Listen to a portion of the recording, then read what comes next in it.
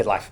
Hey, okay. So last Thursday's Zoom call, I know some of you said that you wanted to be on it but couldn't, and so I wanted to share just a couple of the thoughts that I shared with folks, because I think we're at a place where children's ministry may need to shift and may become more expansive than what we've been doing. The last 3 months, we've kind of been forced to try new things, attempt new things, simply because we weren't meeting in person anymore.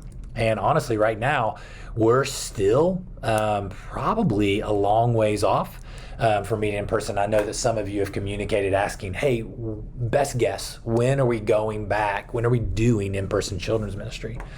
And if I had to guess, what I'm hearing from my leadership is I'm hearing that we're probably going to wait until schools solve that problem, especially with cases on the rise. And so, guys, I think it could be August, September before we're really back doing in person. However, that could change. That's just my best guess.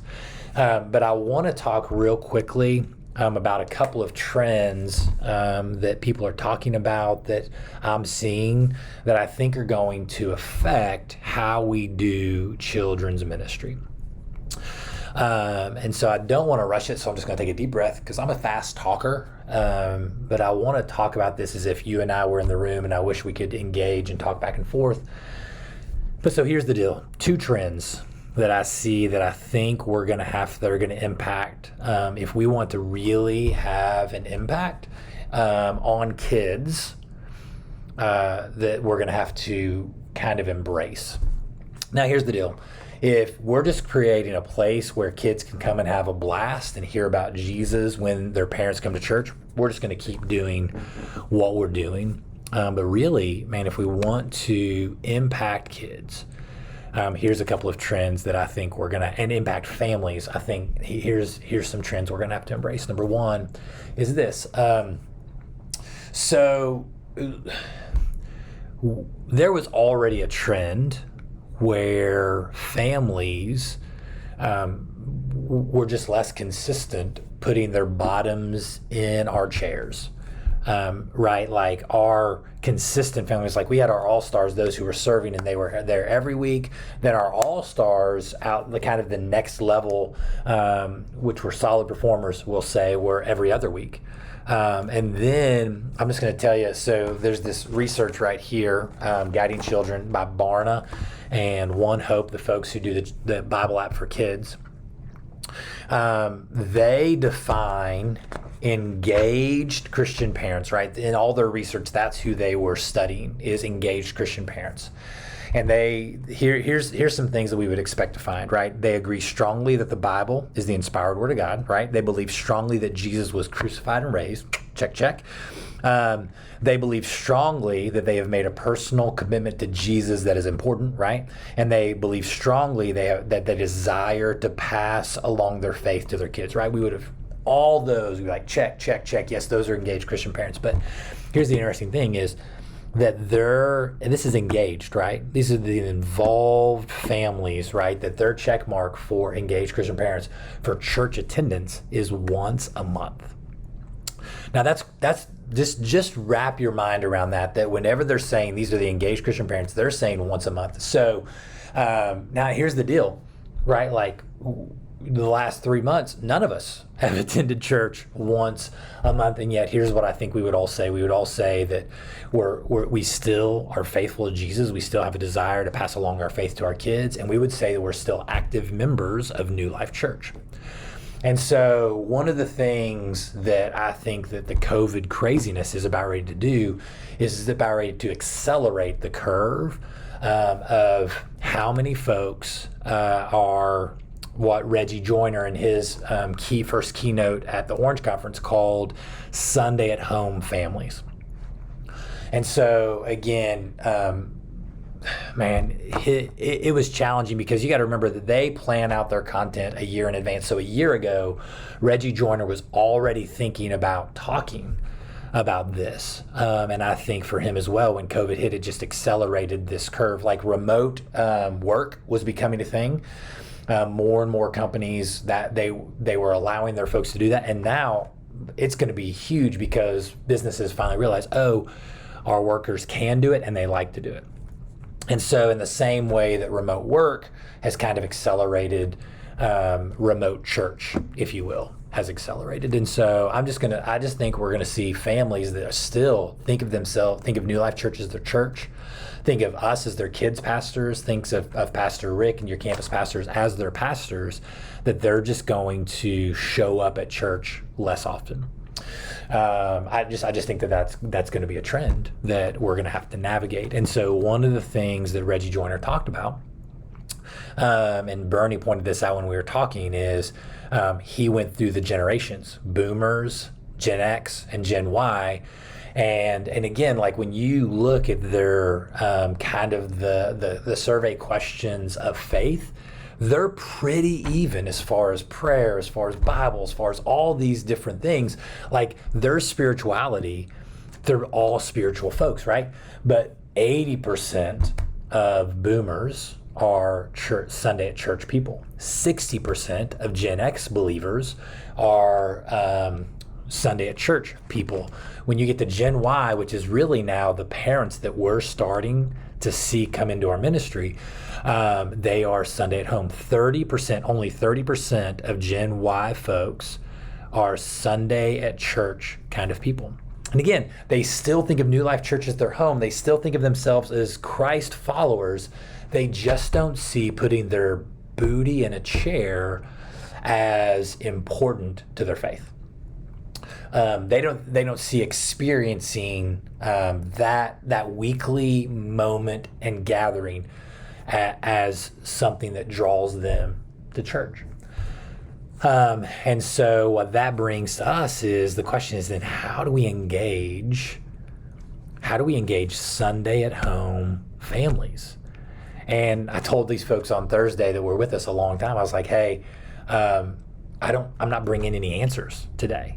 I'm just bringing questions, and I want to take this week and seek God and use our creativity and think about innovating and just answering the question, how do we engage those Sunday at home folks?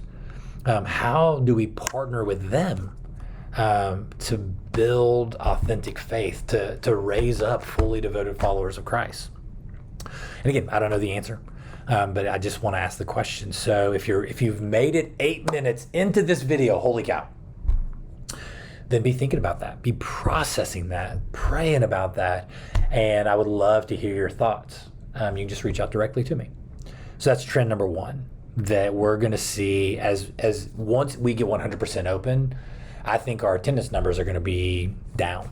And our leadership's response to that is, man, we're going to have to fight to get them back. And I agree. When our leadership says, hey, figure out ways to get kids back in person with us, we're going to do that. And we're going to apply all our creativity in that.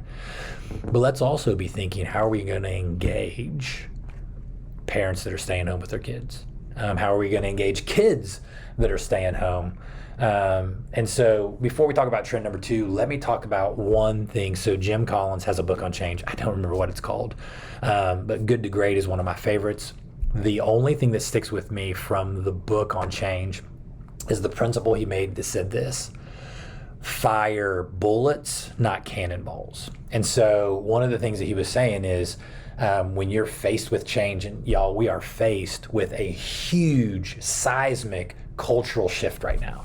Like when, again, the new normal, I don't really like that phrase, but I'm just going to tell you our culture is shifting, and all the trends that were happening they've just been accelerated by this thing.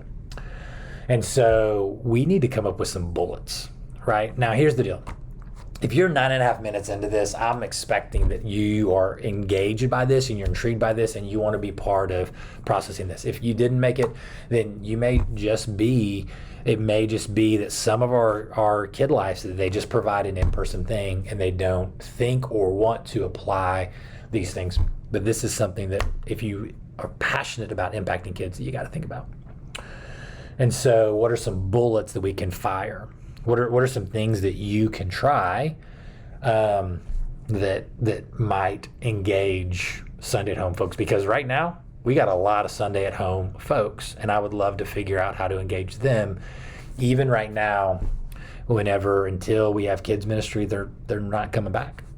Trend number 1, Sunday at home folks. Trend number 2 is this. So out of the engaged Christian parents, I like I want you to think about this. Out of those engaged Christian parents, what percentage of engaged Christian parents are satisfied with the spiritual development of their kids? Okay.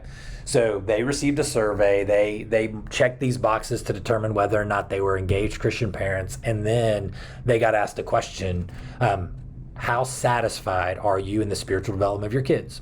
And the options were very dissatisfied, somewhat satisfied, very satisfied. Out of those engaged Christian parents, remember the definition we gave you, what percentage of engaged Christian parents do you think were satisfied with the spiritual development of their kids? Now, I don't know whether you guessed high or low. Most of the people I've talked to have guessed low. But in reality, 97%, y'all, 97% of engaged Christian parents are satisfied with their kids' spiritual development. So here's the challenge with that. So you've got these Sunday at home folks that are satisfied with their spiritual development of their kids. And so now here's the other thing is, so what changes does that bring to us to engage and resource and connect with those families that are already satisfied with the spiritual development of their kids? And again, questions not answered, but that blew my mind that we have a population, we have a group of parents that we're trying to connect with and resource that are satisfied with the spiritual development of their kids. So what does that mean for us? So with that trend, right, how does that change what we do? That's what I'm trying to figure out, because I don't know about y'all, but anytime I've tried to partner with parents, that I've tried to resource parents, that I've tried to train parents, it's always been crazy to where the parents that will take me up on it, I feel like they benefited, and I feel like they progressed, and I feel like their kids, that their spiritual development got a boost because of the parents' willingness to partner with us, to come together with us. But the number of parents that fit in that category, that have joined that group, it's been few, relatively few, compared to the number of families that are connected with us as a church. And all of a sudden I was like, oh, well, it's because 97% of them are like good, right? They're like, oh, our kids are engaged, they're learning things at church, oh, this is great. Now, keep in mind that this study ended at age 12. And so if you had kids that were all above the age 12, then all bets are off, because every parent, I think, when their kids become teens, all of a sudden goes, whoa, well, maybe I'm less satisfied now. But man, in the elementary age, when anything from a trusted source is truth, man, kids are just sponges. And of course, parents are like, man, my kids are getting it. They're loving it. But when that 13 hits and they dump that truth box out and they kind of begin reevaluating all those things they've been taught, at that point, man, parents are like, wow, I need help. But at that point, really, now it's their peers that play a bigger role in their spiritual development than parents do. Crazy, right? So anyway, 2 trends. Sunday at home families, and that probably increasing because of COVID. And then also the trend of parents, engaged Christian parents, being satisfied with their kids' spiritual development. And what does that demand of us? Right? Because I want to continue partner with parents. For me, is not our goal. Our goal is to build that godly foundation in the lives of school-aged kids. But parents play a huge role in that, especially if that truth box dumping is our kids are going to survive that. And so what does that require of us? To love these families, to reach these families, to resource these families. What do these shifts in our culture demand of us as children's pastors? So 15 minutes Holy cow, that was a long video. I hope you stuck with it, but if you didn't, no big deal, because you haven't seen this anyway. But think about it, and if you have any ideas, hit me back. And Thursday, 9 a.m., we're going to start having a conversation about, okay, what do we do? What do we want to try? So again, love doing this with you guys, and hope you're not unnerved by questions. So see ya.